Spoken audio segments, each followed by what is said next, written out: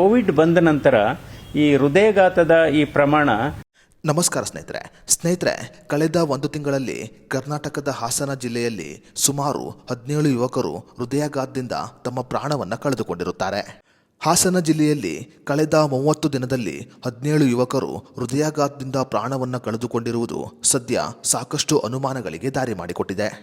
Covid ಲಸಿಕೆಯನ್ನು ಹಾಕಿಕೊಂಡ ನಂತರ ಯುವಕರಲ್ಲಿ ಹೃದಯಾಘಾತದ ಸಮಸ್ಯೆ ಹೆಚ್ಚಾಗಿದೆ ಅಂತ ಈಗ ಸಾಕಷ್ಟು ಜನರು ಕೇಂದ್ರ ಸರ್ಕಾರದ ಮೇಲೆ ಆರೋಪವನ್ನು ಮಾಡುತ್ತಿದ್ದಾರೆ.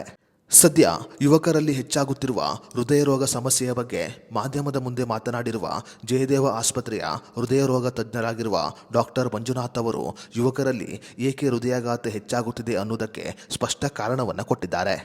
ಹೌದು ಸ್ನೇಹಿತರೆ, ಮಾಧ್ಯಮದ ಮುಂದೆ ಮಾತನಾಡಿರುವ ಡಾಕ್ಟರ್ ಮಂಜುನಾಥ್ ಅವರು ಕೋವಿಡ್ ಲಸಿಕೆಗೂ ಮತ್ತು ಹೃದಯಾಘಾತಕ್ಕೂ ಯಾವುದೇ ರೀತಿಯ ಸಂಬಂಧ ಇಲ್ಲ ಅಂತ ಹೇಳಿದ್ದಾರೆ.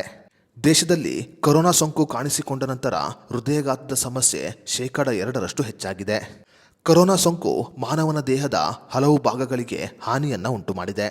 ಆದರೆ ಕೋವಿಡ್ ಲಸಿಕೆ ಮತ್ತು ಹೃದಯಾಘಾತಕ್ಕೆ ಯಾವುದೇ ರೀತಿಯ ಸಂಬಂಧ ಇಲ್ಲ ಅಂತ ಡಾಕ್ಟರ್ ಮಂಜುನಾಥ್ ಅವರು ಸ್ಪಷ್ಟಪಡಿಸಿದ್ದಾರೆ.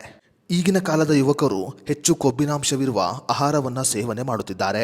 ಅಷ್ಟೇ ಮಾತ್ರವಲ್ಲದೆ ಈಗಿನ ಕಾಲದ ಕೆಲವು ಯುವಕ ಯುವತಿಯರು ಮದ್ಯಪಾನ ಮತ್ತು ಧೂಮಪಾನದ ವ್ಯಸನರಾಗಿದ್ದಾರೆ. ಯಾರು ಹೆಚ್ಚು ಮದ್ಯಪಾನ ಮತ್ತು ಧೂಮಪಾನವನ್ನು ಮಾಡುತ್ತಾರೋ ಅವರಿಗೆ ಹೃದಯಾಘಾತವಾಗುವ ಸಮಸ್ಯೆ ಹೆಚ್ಚಾಗಿರುತ್ತೆ. ಅದೇ ರೀತಿಯಲ್ಲಿ ಈಗಿನ ಕಾಲದ ಯುವಕರು ಹೆಚ್ಚು ಒತ್ತಡದಲ್ಲಿ ಜೀವನವನ್ನು ಮಾಡುತ್ತಿದ್ದಾರೆ. ಒತ್ತಡದ ಜೀವನ ಕೂಡ ಹೃದಯಾಘಾತಕ್ಕೆ ಕಾರಣವಾಗಬಹುದು ಅಂತ ಡಾಕ್ಟರ್ ಮಂಜುನಾಥ್ ಅವರು ಈಗ ಸ್ಪಷ್ಟಪಡಿಸಿದ್ದಾರೆ.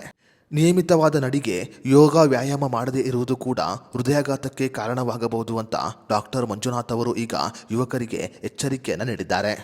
ಯುವಕರು ರಕ್ತದ ಒತ್ತಡ, ಕೊಲೆಸ್ಟ್ರಾಲ್ ಮತ್ತು ಮಾನಸಿಕ ಒತ್ತಡವನ್ನು ಕಡಿಮೆ ಮಾಡಿಕೊಳ್ಳಬೇಕು.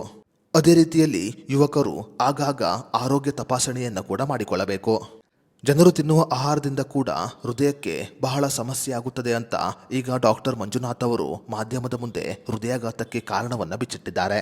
ಸ್ನೇಹಿತರೆ, ಕರ್ನಾಟಕದ ಹಾಸನ ಜಿಲ್ಲೆಯಲ್ಲಿ ಒಂದೇ ತಿಂಗಳಲ್ಲಿ 17 ಯುವಕರು ಹೃದಯಾಘಾತದಿಂದ ಪ್ರಾಣವನ್ನು ಕಳೆದುಕೊಂಡಿರುವುದರ ಬಗ್ಗೆ ನಿಮ್ಮ ಅನಿಸಿಕೆ, ಅಭಿಪ್ರಾಯವನ್ನು ನಮಗೆ ಕಮೆಂಟ್ ಬಾಕ್ಸ್ನಲ್ಲಿ ತಿಳಿಸಿ.